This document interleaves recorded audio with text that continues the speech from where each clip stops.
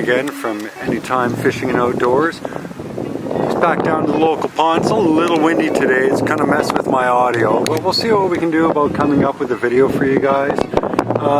Really good cold front came through yesterday. Our temperatures got back into the negatives. In fact, today it's a real feel of about -1 degree Celsius at the moment, but I'm going to give it a shot, try a little subtle fishing, and see if we can entice some pike with some crayfish.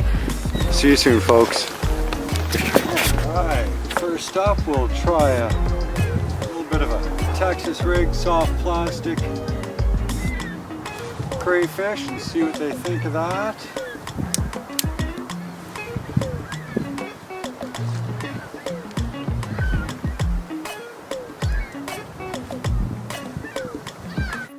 Just gotta quickly adjust those tensions.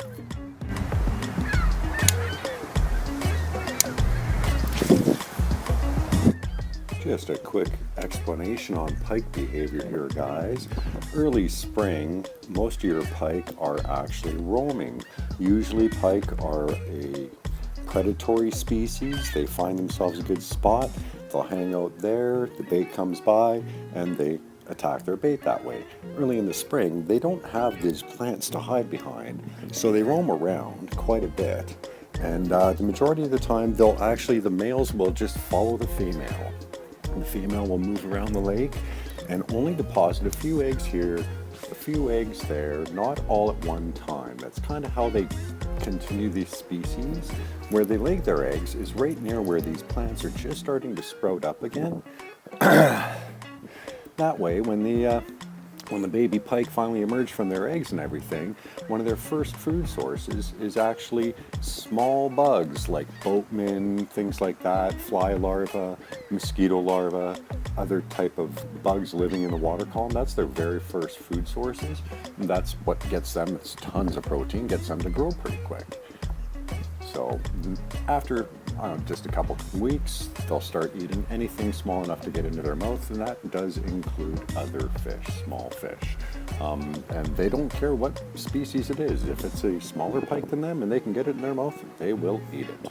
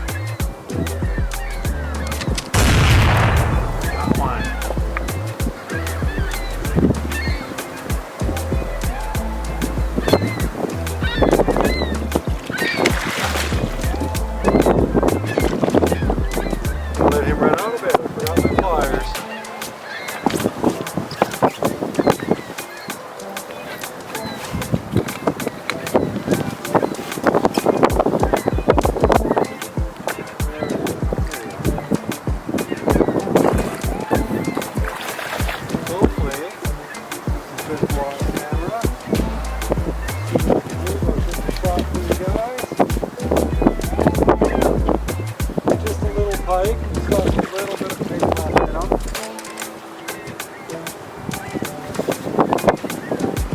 It's not too bad, not too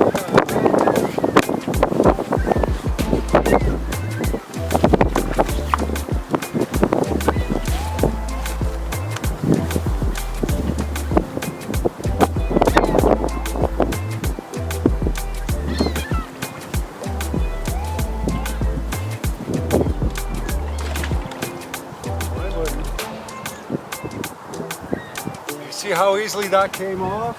That's because I mashed all my barbs.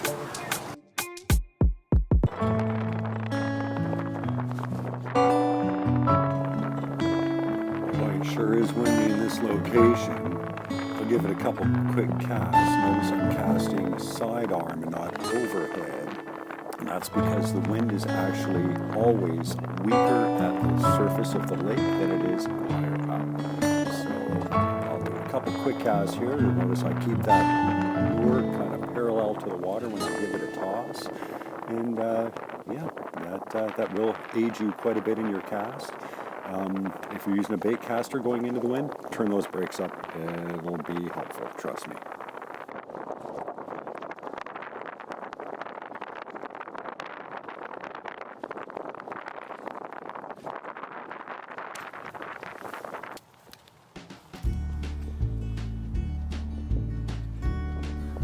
Chose this spot to do a couple quick casts. There's these foam seams in the water. It's just a perfect chance to explain a couple things.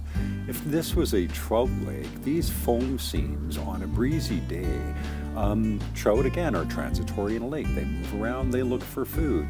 When the wind is blowing on a bad day during the summer, it's going to knock bugs out of the air and stuff. They're going to hit the water, and then of course it's going to get pushed across the lake. And these foam seams are a great place for that water, or for those bugs to actually end up congregating. You'll see quite a few trout feeding along foam lines like this in lakes on a breezy day. So funny enough, these foam lines also are a good indicator for depth on this particular lake. The foam line that's closest to me is at about 6 feet deep. The next foam line is almost 12 feet deep. It's a very fast transition.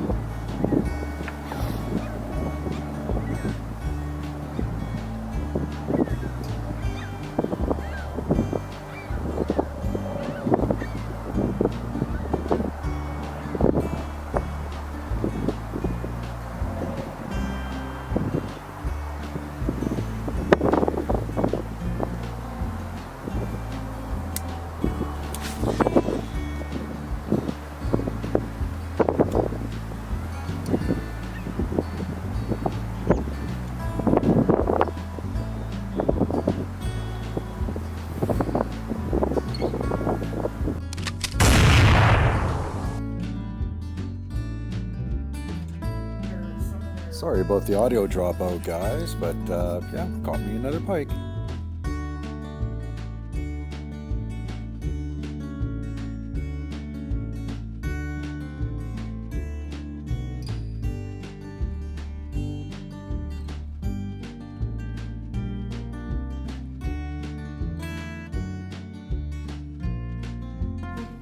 Just pointing out that there was several swirls over there, so I think when I hooked this pike that I actually spooked at least 2 others.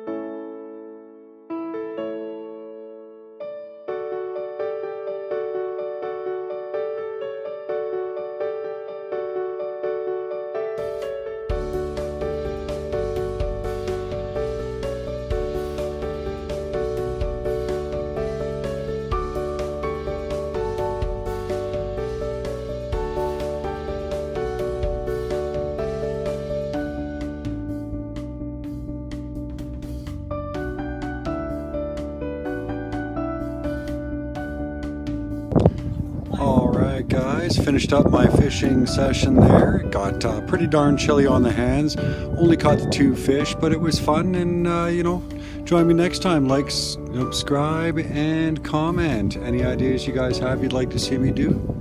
Let me know, drop it in the comments.